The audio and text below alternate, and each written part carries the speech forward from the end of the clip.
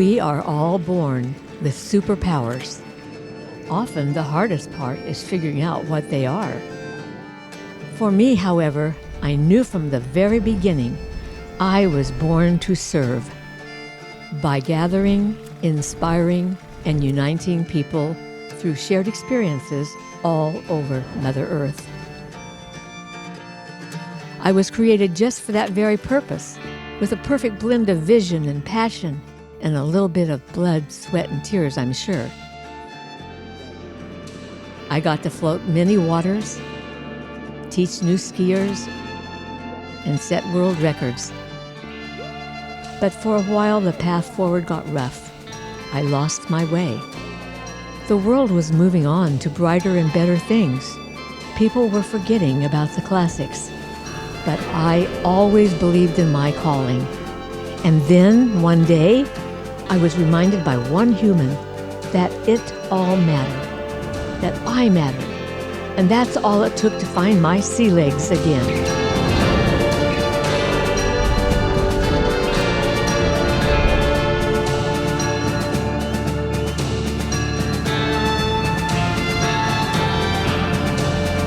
So we came to Jackson to water ski, but we're doing it with a bunch of snow skiers. So Christine and Peter Jenkins, who so kindly made this thing happen. I've been skiing probably 50 years, and I'm 55 now. Matt Sturbins, Wonder Alpine, started Forefront Skis, ran that for 17 years. My name is Matt Sturbins.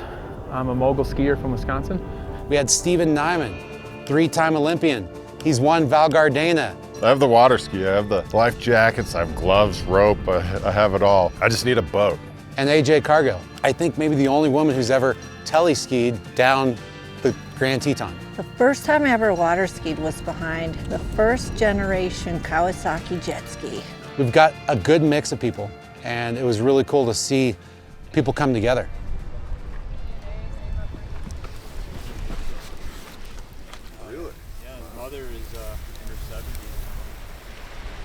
Spending the night on the lake is a lot of fun amongst this group because you get to know the people, you get to really share information. Steven shows up extremely humble, enthusiastic, down to like sleep on the ground just to go for a morning pole. I've known Matt Sturbins. I grew up seeing him in the ski movies and I've never met him before personally.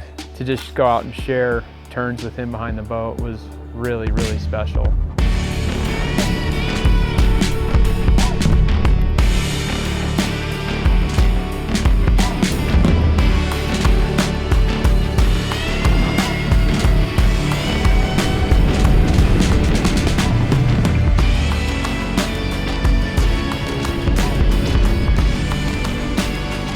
This is bucket list stuff right here.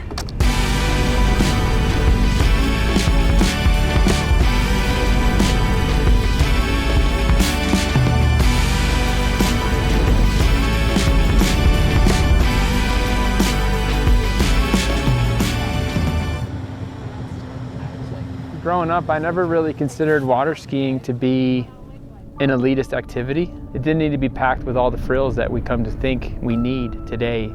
The beauty of Marcus's boat that he grew up on, that he found, hunted down again, resurrected it, brought it back, and now we're skiing behind it is a lot of fun. I grew up worshiping those boats. Never got to ski behind one until yesterday. So fun skiing with Marcus. This boat makes it even better. Brings me back to my childhood. I learned to ski behind this boat. I learned to drive this boat. This is the first boat I ever knew. You can't step into your grandfather's ski boots and go like rip a slalom course. But I can go behind a 50-year-old ski boat and rip a slalom course. That's a totally different experience. Not every sport has that. It cost $5,000 to buy that boat back from the people we sold it to in the 80s. And we're seeing $350,000 surf boats on the lake.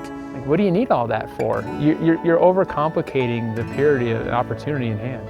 I'm sure they're having fun, but that's 11 miles an hour. How much fun can you have at 11 miles an hour? We're going 34 or 36 behind a $5,000 ski boat that's 52 years old, and we're having way more fun, in my opinion.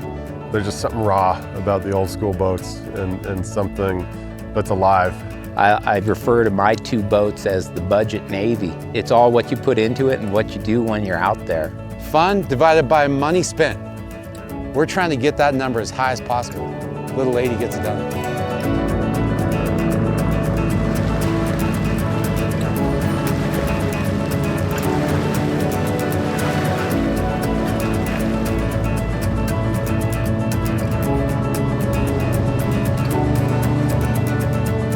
For me and my family, it's our good family time. And we have a lot of close friends that we spend time with up here on the lake. It gives us a chance to be close with our family. It's fleeting. My son's 15. He's not always going to want to hang out on the boat for the weekend. But boy, it's been a magical 15 years with him.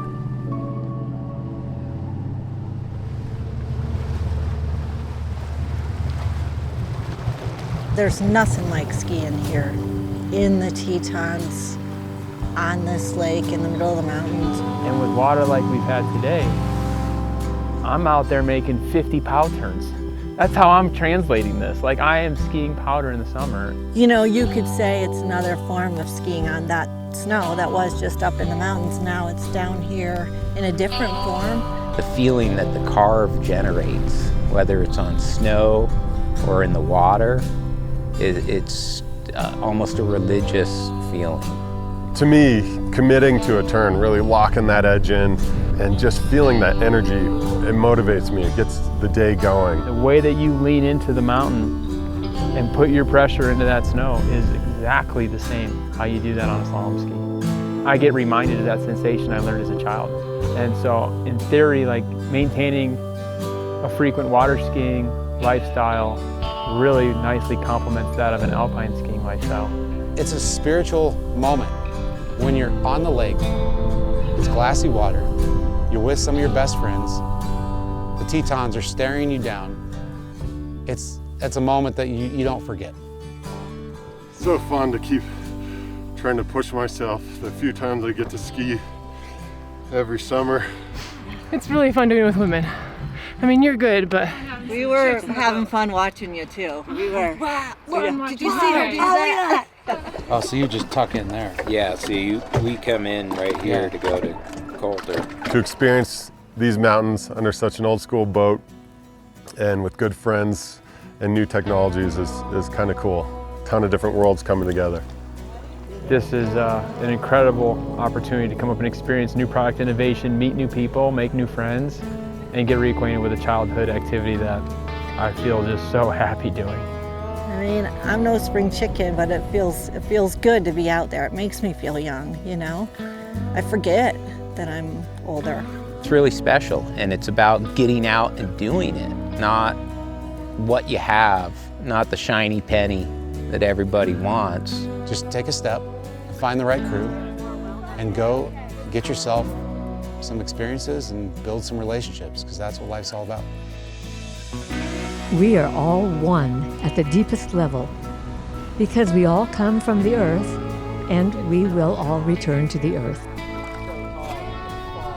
What matters is what we do with the time in between. The importance of life doesn't rest in finding a meaning or a purpose. Meaning and purpose spring forth out of those moments where we have an experience of being alive. And that is what this revival story is. My story about helping folks discover their own path. And in the process, I rediscovered my own meaning and purpose for living once again.